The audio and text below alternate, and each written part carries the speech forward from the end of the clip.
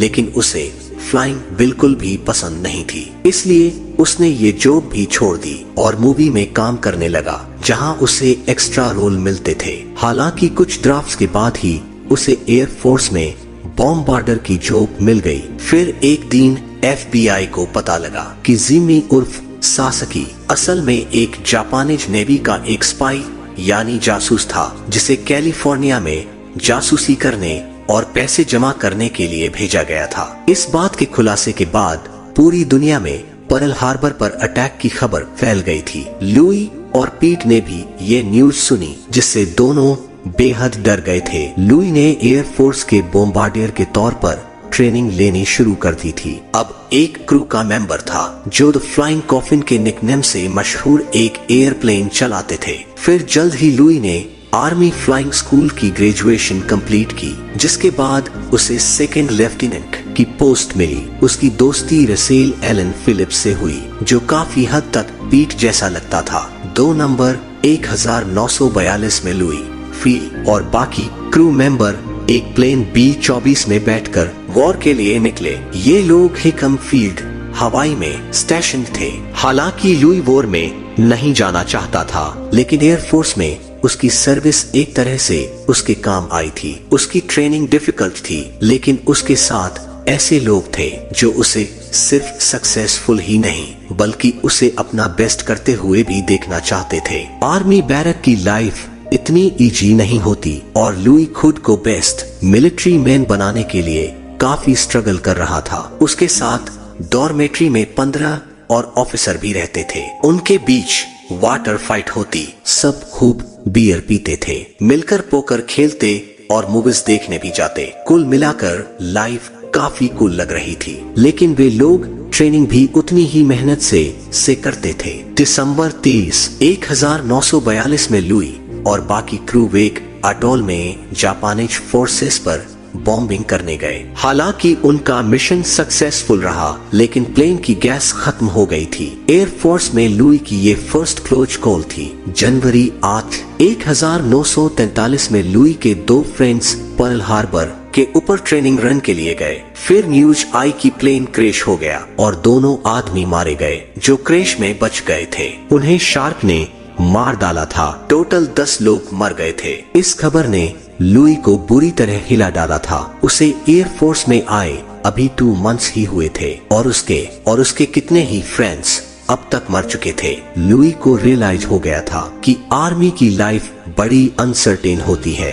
वो डेट के बारे में बात नहीं करता था ताकि उसकी स्ट्रेंथ और विल पावर बनी रहे। म्यूजिक और अल्कोहल में वो अपना अकेलापन और दर्द भुलाने की कोशिश करता था। एक वो ही नहीं, पूरा अमेरिका दर्द तकलीफ से जूझ रहा था। लुई ऐसे कई सारे मिशंस में गया, जिनमें से एक बार उसके प्लेन में 594 बुलेट होल्स आए थे, लेकिन हर बार उसकी स्ट्रेंथ और रेसिलियंस उसे बचा लेती थी। इस इंसिडेंट के बाद जापानीज प्लान्स ने नोरू की बॉम्बिंग का बदला लेने के लिए आइलैंड ऑफ फुनाफुटी पर बॉम्बार्डिंग कर दी थी। काफी लोग मारे गए, लेकिन एक बार फिर लुई किसी तरह बच निकला। 27 मई को लुई, फील और बाकी क्रू मेंबर पैसिफिक ओशन की तरफ गए, जहां उन्हें एक दिन पहले लापता हुए एक प्लेन को रेस्क्यू करना था। दोपहर के टाइम उनके प्लेन द ग्रीन हॉर्नेट में कुछ मैकेनिकल प्रॉब्लम आ गई, जिसकी वजह से प्लेन ओशन में गिर गया। लुई बुरी तरह वायर्स के बीच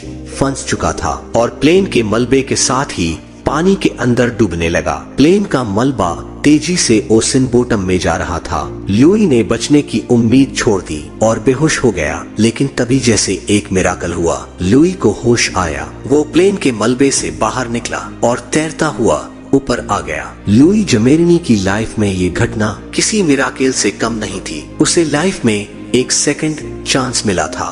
ग्रीन हॉर्नेट प्लेन के बस 3 लोग ही बचे थे, लुई, फील और न्यू टेल गनर मैक। उनके पास सप्लाई काफी कम थी, 2 राफ्ट्स और न्यूट्रिशन पैक चॉकलेट का एक पैकेट, बस इतना ही था। तीनों राफ्ट के ऊपर बैठे रेस्क्यू का वेट कर रहे थे। खतरनाक शार्क्स उनके चारों तरफ घूम रही थी। जब रात हुई तो जिंदगी में पहली बार लुई को वीकनेस फील हुई। ये शायद इमोशनल और स्पिरिचुअल टेंशन का असर था जो उसकी फिजिकल हेल्थ पर पड़ रहा था। वो एक ऐसे प्लेस में था जहां उम्मीद की कोई किरण नजर नहीं आ रही थी। फिर भी लुई बड़ी हिम्मत से एक एक दिन काट रहा था। उसके दिल में कहीं ना कहीं उम्मीद की एक रोशनी थी। 28 मई को ग्रीन हॉर्नेट को मिसिंग प्लेन डिक्लेयर कर दिया गया। लुई, फिल और मैक जिंदा रहने के लिए स्ट्रगल कर रहे थे। दिन में जब कोई प्लेन उनके ऊपर से गुजरता तो उन्हें लगता शायद वो उन्हें ही बचाने आ रहा है, लेकिन फिर उनकी उम्मीद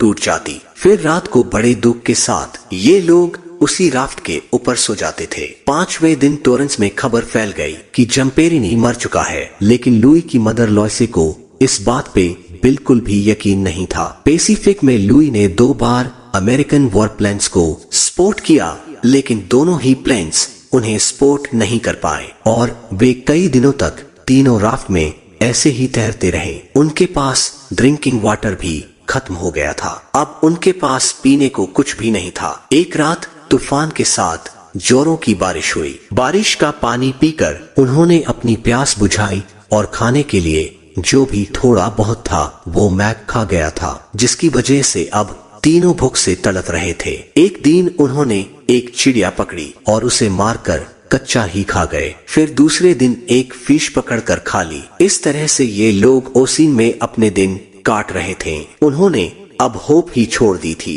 कि कोई उन्हें बचाने आएगा। भूख और प्यास उनकी पनिशमेंट बन गई थी, लेकिन लुई की एथलेटिक स्ट्रेंथ और रेसिलियंस ने उसे स्टेबल बनाए रखा। वो अपने दोस्तों से बातें करता रहता और उनसे किसी भी सब्जेक्ट पर क्वेश्चंस पूछता था, जिससे कि उसका और उसके दोस्तों का माइंड शार्प रहे। 27वें दिन लुई और उसके फ्रेंड्स ने आसमान में एक और प्लेन देखा। आगे की कहानी हम जानेंगे इस कहानी के पार्ट 5 में।